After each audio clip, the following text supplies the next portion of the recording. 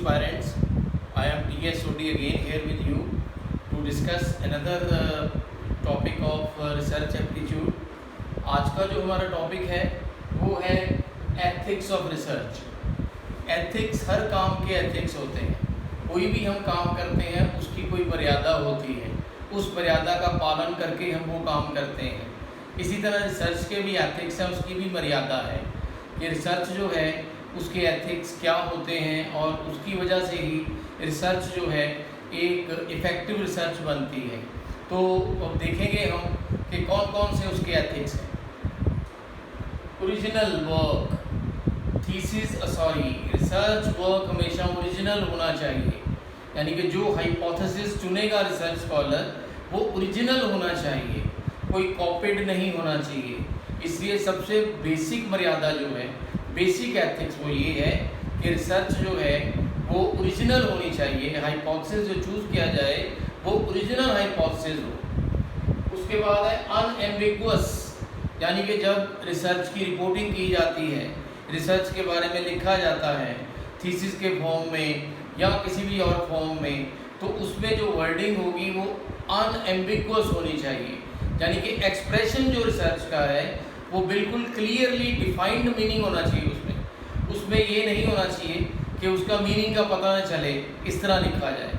तो अनएम्बिगुअस होनी चाहिए रिसर्च का जो भी एक्सप्रेशन है। इसके बाद है डिटेल्ड डिस्क्रिप्शन।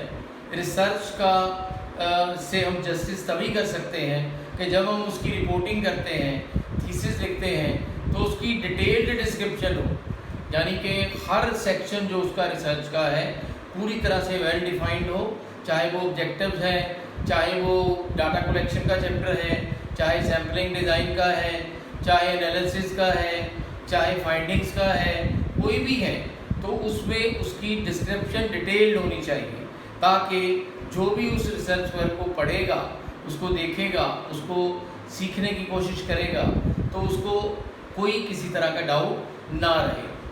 इसके बाद है प्लान्ड प्रोसेस।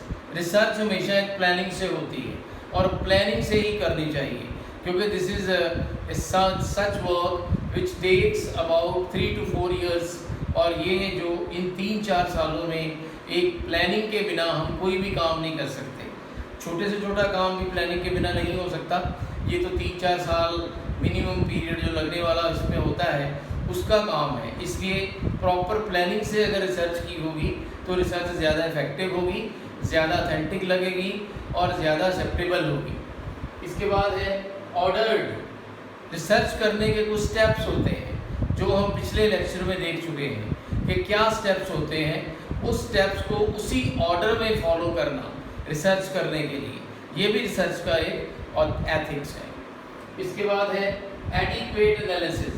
रिसर्च में जो एनालिसिस है वो इनकम्प्लीट नहीं होना चाहिए।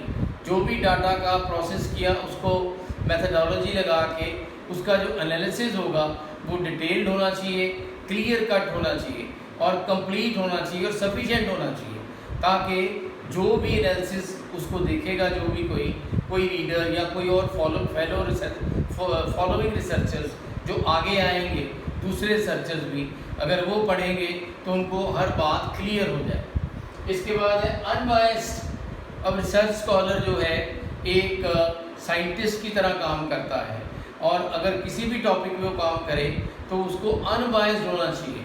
अनबायस्ड का मतलब ये है, अगर वो किसी particular group, ethnicity, political party की थिंकिंग रखता है, लेकिन अगर वो रिसर्च करेगा किसी भी इस पर्टिकुलर टॉपिक पे, एथनिसिटी पर, पॉलिटिकल पार्टीज़ पर या कोई ऐसे जो सोशल ग्रुप्स होते हैं, तो अगर वो रिसर्च करेगा तो न्यूट्रल होके करेगा।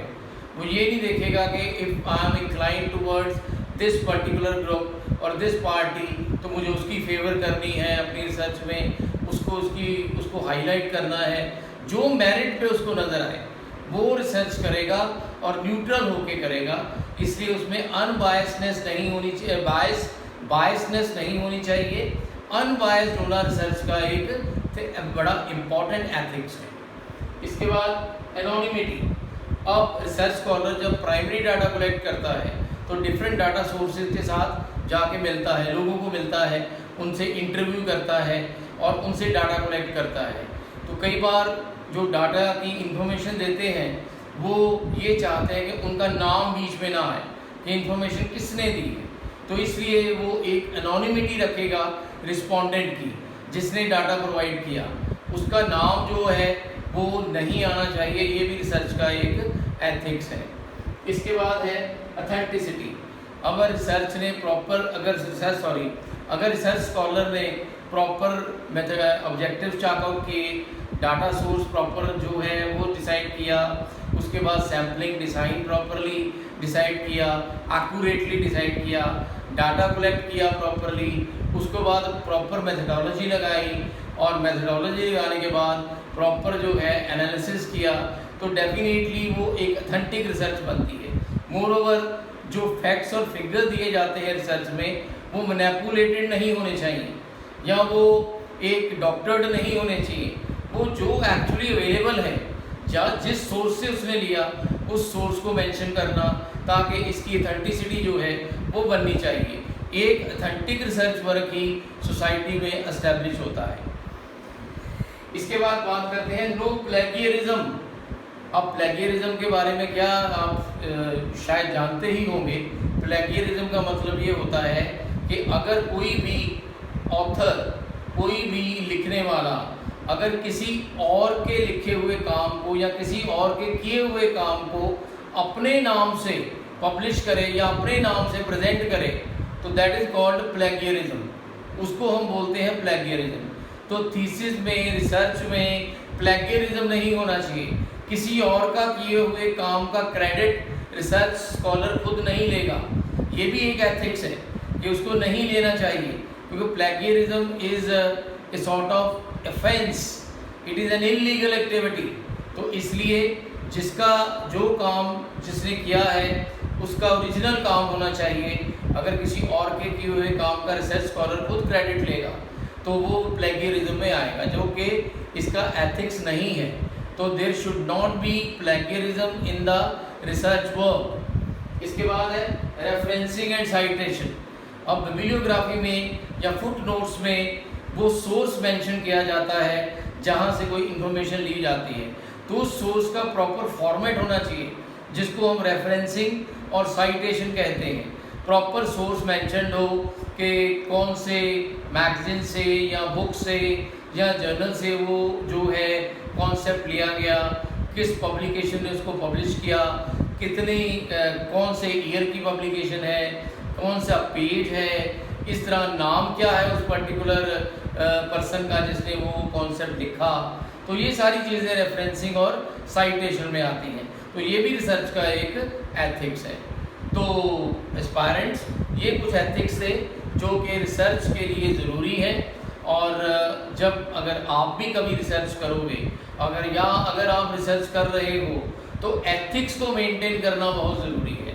एथिक्स मेंटेन करेंगे तो हमारा रिसर्च वर्क जो है इफ़ेक्टिव होगा, पॉपुलर होगा, ऑथेंटिक होगा और वो एक एजुकेटर का काम भी करेगा for the following research scholars. So यहाँ हम ये अपना लेक्चर ख़त्म करते हैं। So wish you best of luck and thank you very much.